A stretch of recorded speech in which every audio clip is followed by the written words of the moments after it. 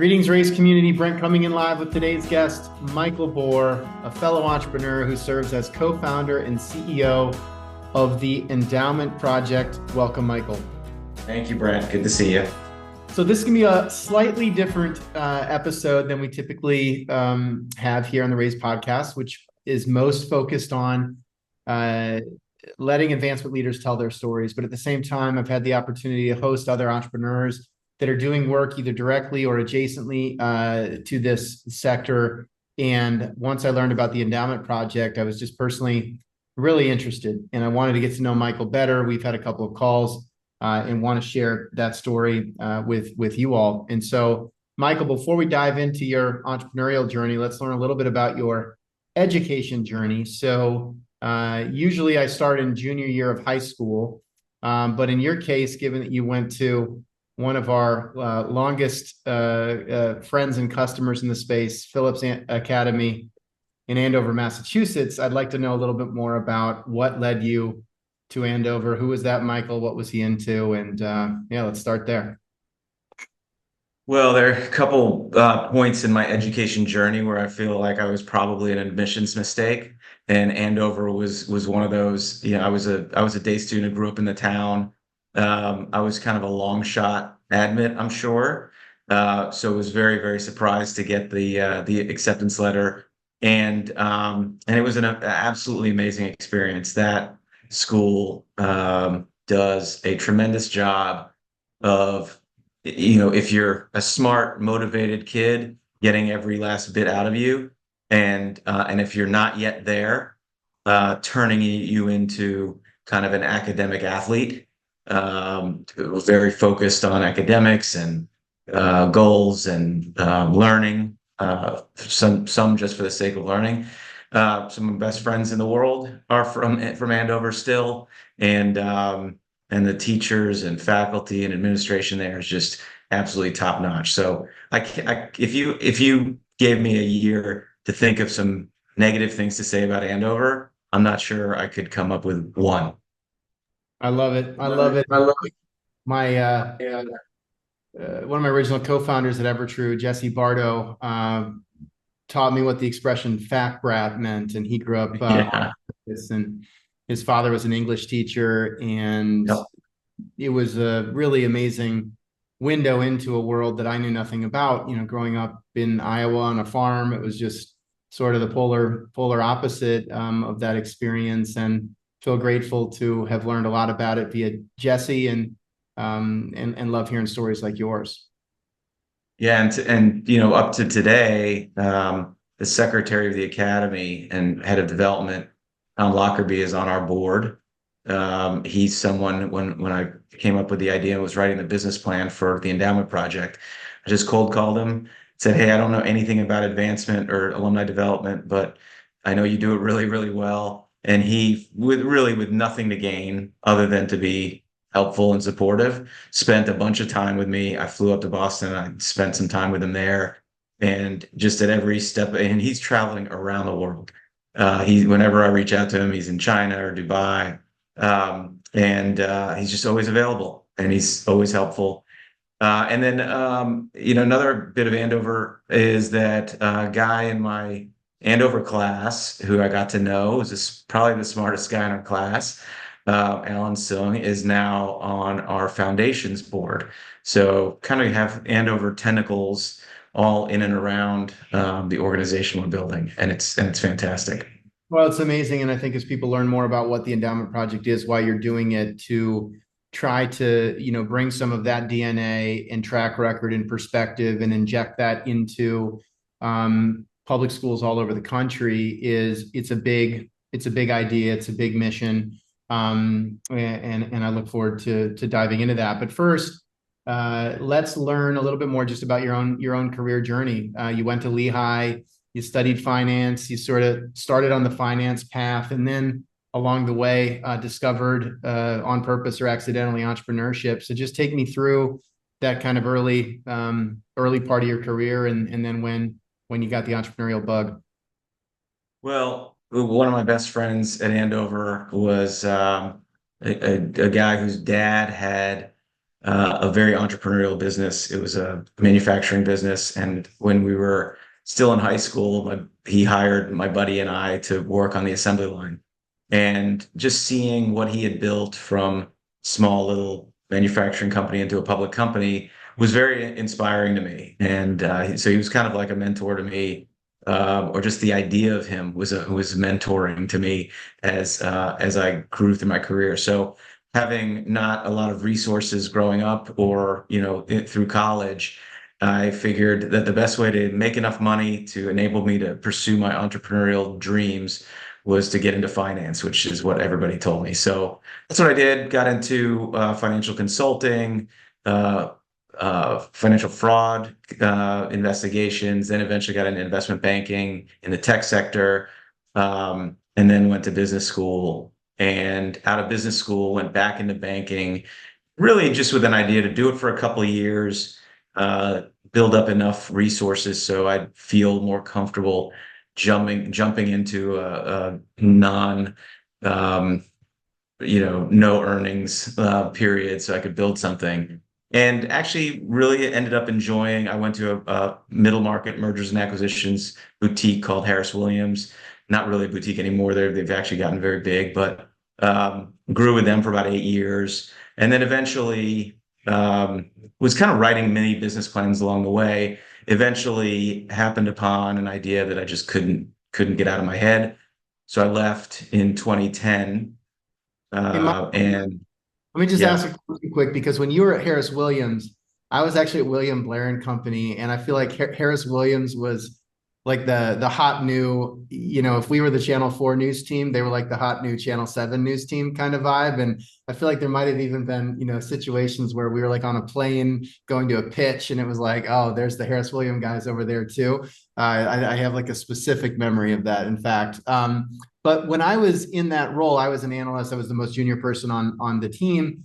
But I just always remember, like, my favorite part was meeting the entrepreneurs, because we worked with a lot of founder-led companies. And I just, maybe similar to the way you were describing, like getting a window into the manufacturing business and seeing how it had started from nothing and grown to something meaningful. But for me, it was like meeting the founders and really realizing, oh, they're just normal people too. Like, there's not some magical aura or that they've got every single thing figured out. Like, they went for it. They were, commonly very persistent in their pursuit of whatever they were doing. But it actually made entrepreneurship like way more accessible to me, because it just kind of like I got a front row seat to just how like normal the people were that were doing it. I could not agree with you more. And it's frankly probably what kept me there for as long as it did. I thought I'd be there for a couple of years. I was there for 8 years. But like you said, meeting the entrepreneurs, the people whose companies we were selling, was the greatest part of it. And several of them have invested in my businesses along the way. I've maintained, really good relationships with a lot of these folks. And it was just it was a great time. I think it's easy to poo-poo banking, but I learned so much that has helped me, become better at what I do. I think mostly like sales. You go through undergrad, you go through a long business career, you go to business school, and there's really not a sales class anywhere in traditional education. So unless you take like a Sandler sales training or you go find someone who can teach you, there's just not something that does that for you. And I feel like M&A does that. It helps you manage objections and learn how to market a business and draw out its positives and present them the right way that's compelling. And all of that is just super important as an entrepreneur in raising money, in hiring good people, in building your company and getting revenues, just being a good salesperson. So I credit like my time in banking with helping me on that. But yeah, no, like you said, just super inspiring to see these business professionals who started small and all of a sudden they're dealing with a Blair or a Harris Williams that is going to sell their company for several $100 million. And it's just inspiring. Yeah, no, for sure. So one thing to be inspired, another thing to take the leap. And so tell me about like the initial spark, if you have a specific moment around car lots, and then the initial leap. So I had a notebook that I kept in my bag. As you know, we traveled a ton. We were probably on the same flight to the same pitch at some point back then. And I just had a notebook, and I would write on the top line of the page, I would write the idea. And then while I was traveling, I would try to fill out a one-page business plan. And usually by doing that, I would find that most of my ideas were really horrible. But if I could get through a page and convince myself it was worthy of my time, then it would kind of go into a separate part of the notebook. And when it was time for me to leave, there were a couple ideas, car lots being one of them, that I just couldn't help but shake. And so I left Harris Williams with the idea that there were two businesses that I would try to figure out which was the best one. And being in Richmond, Virginia, where CarMax is located and founded by another tremendous entrepreneur, Rick Sharp. I just had access to car people, and everyone here. It's a small town, and people take meetings, and I would meet a ton of people in Starbucks, and a lot of them were CarMax execs or CarMax alum.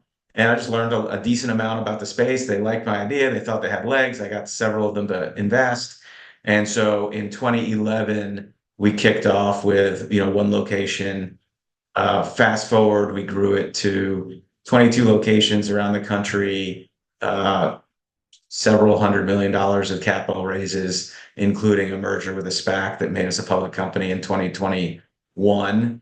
And then subsequently, I left, and then it was acquired by one of its competitors. Unfortunately, it has since gone out of business, but it was an incredible journey. It was 10 years of the entrepreneurial roller coaster, like I just never imagined, and a lot of good times, a lot of difficult times, but definitely was a tremendous personal experience to ride the wave that long. Amazing. I love it. And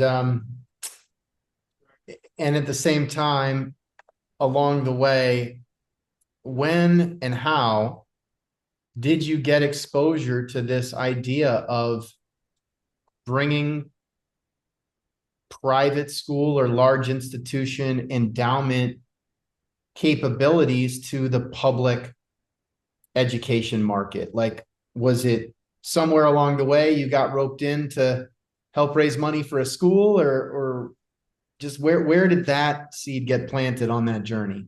Yeah, so I started the company with two co-founders, one of whom was from Detroit, and one was from Richmond, Virginia, who went to public school in Richmond, Virginia. They went to Freeman High School.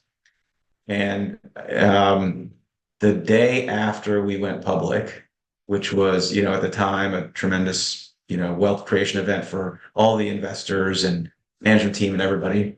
It was, a day later, Andover's development team called me. And I thought that was remarkably sophisticated of them. I didn't even know they knew I had a business. It's not like we stayed in touch that well. I'd get emails from them and give a couple bucks. But it was just kind of surprising that they were so on top of it. And I was chatting with my co-founder who went to public school about, his relationship with Freeman High School. And he said they're really, other than he maintained contact with friends from high school, there was no relationship with the school. There's no alumni development person. He's never gotten a call. That's just not a thing. And it's just kind of stuck to me. I left car lots about a year later, a little longer than a year later. And I just couldn't shake this idea. Like, why there are 200 million Americans that went to public high school, and really virtually none of them are developed for philanthropy or just developed in any way. So I started doing some research. And if you Google major gifts to a public high school, there's one name that comes up, and it's Steve Schwartzman, who gave $25 million to Abington High School in Pennsylvania. And through a number of networks, I had a meeting with him about his gift. And, his idea was that he was going to raise a bunch of money for Abington, or donate a bunch of money to Abington High School. And he was going to be able to track the outcomes and see incredible impact at the school, and then he was going to challenge his billionaire buddies to do the same with the schools that they care about, and that it was going to turn into this movement. But it really didn't turn into that. It became a PR nightmare. There was no infrastructure to accept the gift and deploy the gift efficiently. And, ultimately his dollars did great things at Abington High School, but it ultimately, didn't go the way he wanted it to go. And I told him I was going to work on the idea. And he said, well, that's fine. I wouldn't if I were you. And, but if you do, don't come back to me unless you figure out a way to do it where you don't need to be beholden to decision making by school committees, school boards, superintendents, the bureaucracy of public education. So we continued our research and we happened upon the Boston Latin School, which is one of the oldest public high schools in the country. It's a part of the Boston public school system. Excuse me. And about 100 years ago, it formed this Boston Latin School Association, BLSA, which is effectively an alumni association. And about 30 years ago, they got really serious about fundraising. And in that time, they've raised a $75 million endowment, which by far, by many, many times, is larger than the next largest public school endowment. If you go to the wealthiest corners of America, you'll see maybe a $1 or $2 million endowment. But with that $75 million endowment, every year, $3 to $5 million comes off to pay for scholarships to the kids who are going off to college who need it. Half the kids at Boston Latin are on free lunches. It pays for 7 or 8 full-time resources at the school whose paycheck doesn't come from the Boston public school system. It comes from the BLSA. They get technology dropped off. They have international programs. They have summer programs. They 1099 teachers to go above and beyond their contracts if they'd like to make more money and provide, additional resources to kids. So it just looks and feels like a private school because it has this additional resource that enables the school to use money where they see it is most needed, and it's not related to what the school board or the superintendent or what the bureaucracy thinks the dollar should be spent on. So if you look, every once in a while there's a op-ed in the Boston Globe where people complain that Boston Latin has all this money they should share with other schools in the Boston public school system. And the head of Boston Latin School Association says, well, we're a 501c3. The dollars we have here are restricted for Boston Latin. So that's where we need to spend the dollars. But the good news is anyone can do this. Nothing we're doing is proprietary. If you want a foundation or an endowment at your school, someone just needs to do it. And so essentially the endowment project is the Boston Latin School Association for everybody else. I love it. I love it. Totally resonates. And it's, I would imagine you often hear something along the lines of, I can't believe this doesn't exist. Like if you can, there's clear precedent for private high schools to raise money. There's clear precedent for public universities to raise money from donors. There's clear precedent for public universities, which 40 years ago were maybe almost fully reliant on taxpayer subsidized, revenue, that have materially grown their endowments and also their ability to distribute and fund initiatives that maybe wouldn't be as fundable through the traditional taxpayer model. Why wouldn't we have this for public high schools? And so it's one of those, like, of course this should exist. And look, everybody has some exposure to the booster club, right? Like we had a booster club, at my high school in Iowa, and it was like, hey, we need some footballs for the team. Let's donate. But it wasn't, let's build an endowment that can create an ongoing revenue stream in perpetuity to be able to, complete XYZ an initiative. It was much more ad hoc, and so there's some precedent, but not with the kind of infrastructure you're describing. Yeah, and I would say that, we've been doing this now for a year and a half, and I now know why it doesn't exist. It's really, really hard. And there are lots of things about it that are really hard. So internally, it's really hard because there's not a database of where everybody went to high school and how to reach them. So that's something that we've spent maybe $1 million or more building. At Andover, where I went to high school, we have 25,000 living alumni, and the development office knows how to reach 92% of them. In a local county here that we went to, they have about 12 public high schools. If you take all those 12 high schools and you go back to the dawn of man, show me your database of alumni. They have a spreadsheet with 200 names on it. And so it just doesn't exist. So we're spending a lot of resources building that. Perhaps even more difficult, though, is despite us believing that we came up with a way to work around the bureaucracy, what we found is it is virtually impossible to do that. And there are a lot of really well-meaning people in the system, and everybody, I mean, maybe not everybody, but the vast majority of people that we run into make life really difficult. They think they're doing the right thing by the kids and being good stewards of education. But they're, really causing an existential threat to our success in, layering bureaucracy and approvals and red tape upon red tape, and even, telling us not to execute our plan in their areas because it may be competitive with a PTA or a booster or something else. And nobody raises money from alumni. That just doesn't happen. So we're just not competitive with anybody out there. But the fear of the potential competition is enough to we've had cease and desist letters come to us from various regions in Virginia where we operate. One by one, we've met with people who make decisions, and slowly we're getting approved to work here. But the concept of doing it totally outside of the bureaucracy has proved to be impossible, because what we kind of failed to factor in is that even if we go meet with the principal, have a great meeting with him, he or she is getting excited about us getting started. All it takes is their boss, the superintendent or the school board, to say, whoa, whoa, whoa, whoa. You're not doing this around us. We need to be involved. We need to determine how these dollars get spent. You're just a principal. And so it's just been a lot more challenging than we thought. Unfortunately so, because I think, we had some very early successes, raised, $500,000 for schools in Virginia. And we're actually having a very difficult time deploying those dollars because some principals have been told not to call us back, and we've got pools of dollars that are restricted for these schools. They have to get spent there, or they have to be returned, and we're having a really difficult time deploying it. So we've got these obstacles that we're facing that we're hopefully slowly working through, but it's been a little bit disappointing to see the state of public education and how it's run and managed.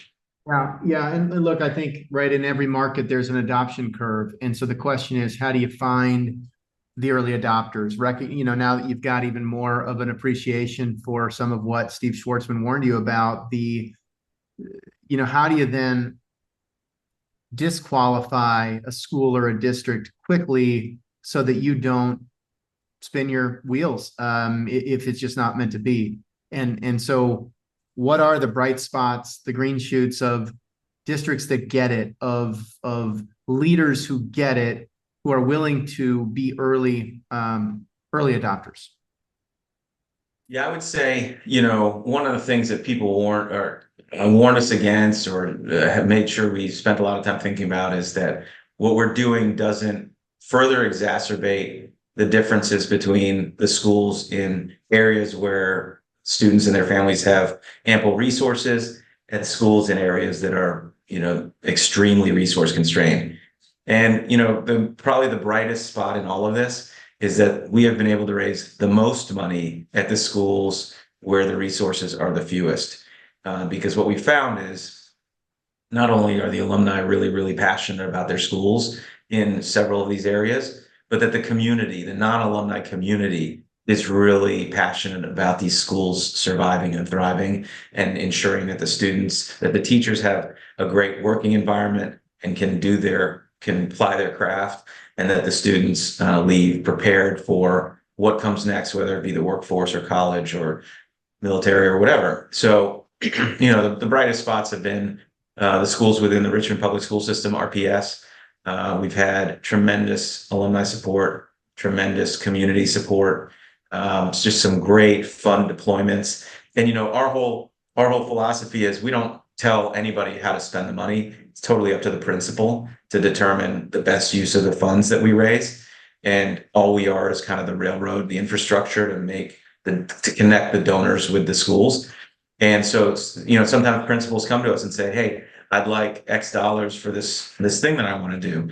And, us working in the organization, not really knowing what's most important at the school level, sometimes we're like, "Huh, that seems to me like it might not be super impactful."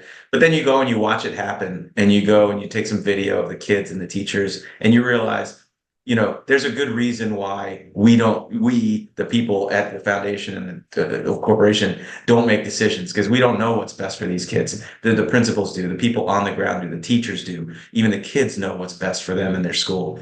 And so it's been great to just be that railroad that connects the donors with the folks who really know what could be most impactful at the school level. And really, what's interesting is, these people at the school level, they know more about what's impactful than the school board and the superintendent and the people that are in management. And all those people, again, have great intentions. They have to think about the whole district. They have to create budgets and allocate resources as best as they can. But then what we do is we inject additional dollars so that ad hoc programs and uses of funding that are just difficult to plan ahead for, don't make it into the budget. They get to exist, and things like the arts, or field trips, or opportunities, or scholarships, or things like or teacher professional development for teachers. 3 teachers to go on a trip to some training course that would just never get approved through the budget. All that can now happen, and it has an incredible impact on the teachers and the students within that school. And so it's really inspiring to see that happen. So play it out with Richmond Public Schools. Let's just say, 10 years from now, 20 years from now. I mean, that's part of what you're doing here is you're planting, like you're creating a literal and figurative foundation to build on from here.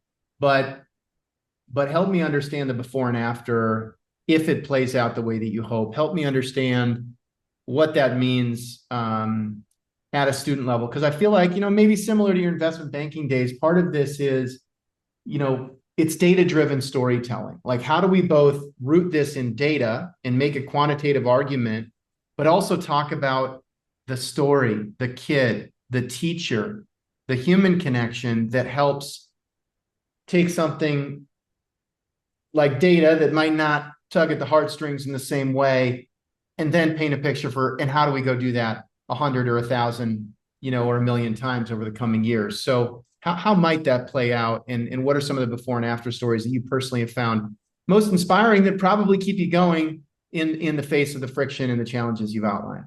Yeah, that's a great question. I mean,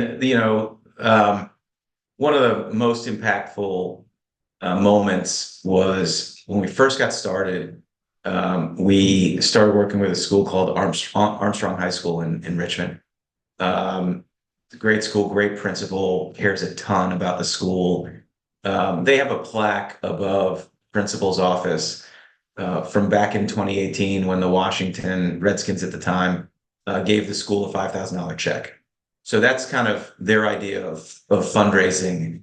There's a plaque. So we had an event, and we spoke to a bunch of local businesses and philanthropists, and we ended up raising $130,000 in this one event that we had for the school. And it was really for the school and for other RPS schools who wanted to take advantage of this fund. And so we went to meet with the principal, and we said, "Well, what's the first thing you want to do?" And she said, "Well, RPS, Richmond Public Schools, a couple of years ago bought 20 smart boards. I think they're like, at the time, like $10,000 a piece. So a couple $100,000 worth of smart boards. And in the budget, they didn't budget installing them or hanging them. So they've been sitting in a closet for like a year or two." And so we said, "Well, how much would that be?" She said, "Well, we have an invoice from a local contractor who could do it for $350 per smart board, so $7,000. So we learned about that on Monday. We contacted the contractor. He came in on Tuesday, installed it Tuesday and Wednesday. By Thursday, we were there with our video, with our iPhones, videoing these teachers, getting to know this technology. The kids thought it was the coolest thing. My kids in private school have had smartboards since kindergarten, uh, because the school has the resources. At Armstrong, all of a sudden, these kids are learning in a totally new way. It's like having the power of the internet and a chalkboard all at the same time. And it was dramatic. And, we heard anecdotally that like history scores went up by 20 points and math scores went up by X. And, just for $350 smartboard because the county didn't budget, hanging them. So just kind of nuts. Another one that I thought was super cool, was the principal said that she wanted the honors kids to go on a trip to the Black History Museum in DC. And at the time I was like, yeah, field trips, like, is that really that important?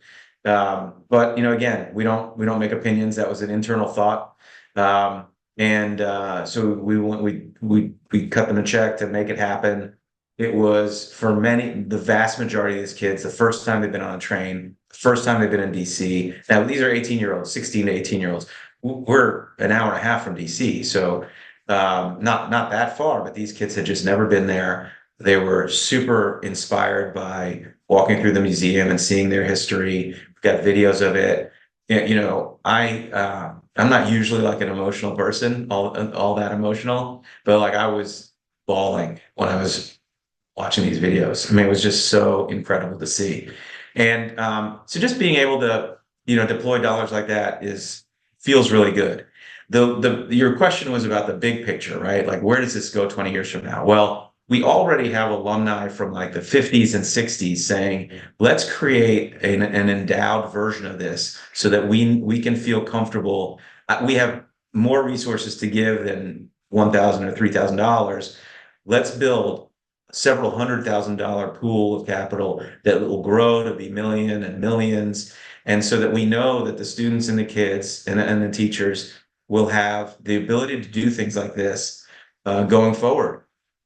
Well, and Uh, I would think, yeah, given, for example, what you just highlighted, there has to be a tremendous planned giving opportunity in some of these communities where maybe there isn't, I don't know, the kind of cash resources or liquidity that you might find elsewhere, but that there are assets that, if there were a vehicle to structure it. I don't know if that's something that you all are exploring, but it would seem intuitive that there'd be opportunity there.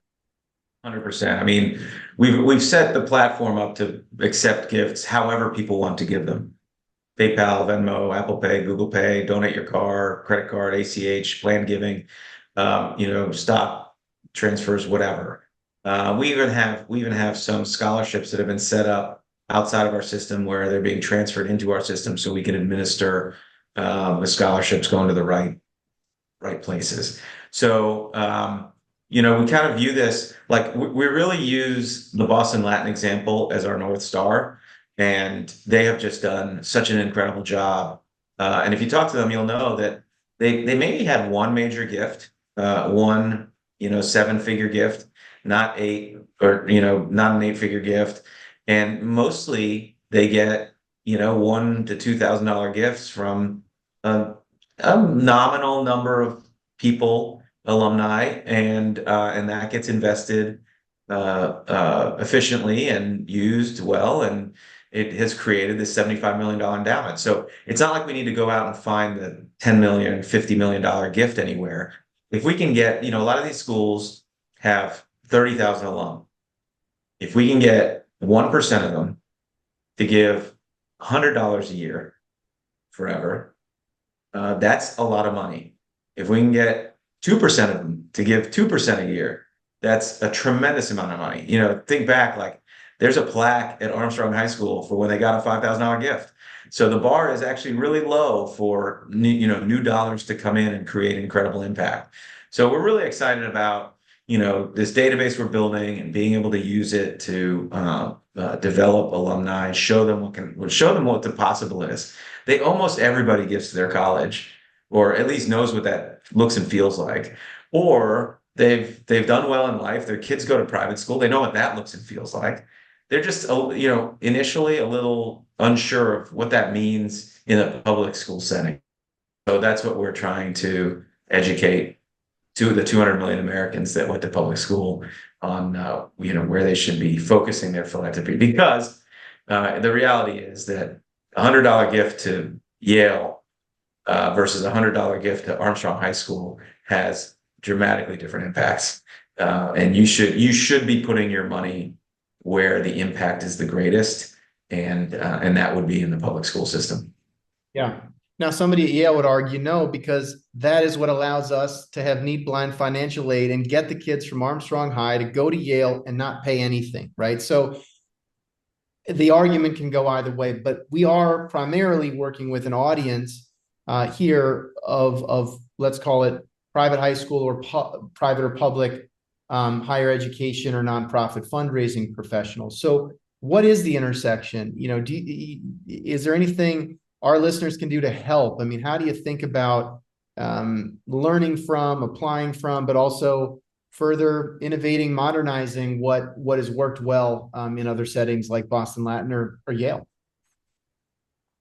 Yeah, I mean, I think one of the things that I wish the whole community would just do is let this thing simmer, let it cook, and see what the outcomes are. We have counties that we haven't even started working in, saying, "Oh, this is going to be competitive with my local ed foundation. Don't come here." "Oh, this is going to be confusing to parents who give to the PTA. Don't come here." And what we would argue is let it cook for a year, see what happens. See if there's one penny that comes from your ed foundation into what we're doing, or one penny that comes from the PTA that goes to us instead of them. I think it'll be zero. And if it isn't, then we'll figure out a way to make 1 + 1 = greater than 2. But to block an idea with this much potential before it has the opportunity to germinate is a real shame for your community. And so we've seen it a ton. It's unfortunate. We do our best to, kind of explain what we're doing, but the bureaucracy is a solid machine, and it gets its way. And we've been battling that for the last year. What if we have fundraisers listening who have their kids in a public school right now who are saying, I know how to raise money, and I know that my kid's school would really benefit from this. How do we get y'all in there? What do they do? Just go to tepf.org, send me an email at mbor@endowmentproject.com. We'd be happy to plug into your school. We're currently only in Virginia, but there's really no reason that we can only be in Virginia. We can be anywhere. So if you live in Andover, Massachusetts, and your kids go to Andover High School, give us a call. We'll talk to the principal. We'll plug in. We'll start building the database for Andover High School. We'll hold an event. We'll figure out what the principal thinks the greatest needs are for Andover High School, and we'll start doing our work. And we're happy to do this anywhere where people think there's a great opportunity. So we'd love to grow and raise more and more money. We think this can be a multi-billion-dollar a year raise for the 25,000 public high schools that exist in the U.S. And then, frankly, this whole concept of being an outsourced alumni development and fundraising operation can expand its tentacles into other education or non-education sectors. So we're really just excited to make this thing work, grow it, and be super helpful to organizations that don't necessarily have the scale to have their own sophisticated Andover level, development operation. I love it, Michael. I'm so grateful that you're working on this. It's obviously a huge challenge, a big idea, tremendous need. And I think one of those where just at a high level, it makes sense. And then obviously at a low level, that's where it gets messy and you're navigating that. But I hope that folks listening will reach out and connect, find you on LinkedIn, shoot you an email as you just shared. And if there are things that we can do as you continue to scale the work to support you, I know that we'll be in touch as well. So just want to say thanks for sharing your story and wish you the absolute best. Thanks, Brent. Always great chatting with you. Appreciate it. Thanks. With that, I'm going to close today's episode with Michael Bohr, who's co-founder and CEO at the Endowment Project. Thanks, everybody. Take care.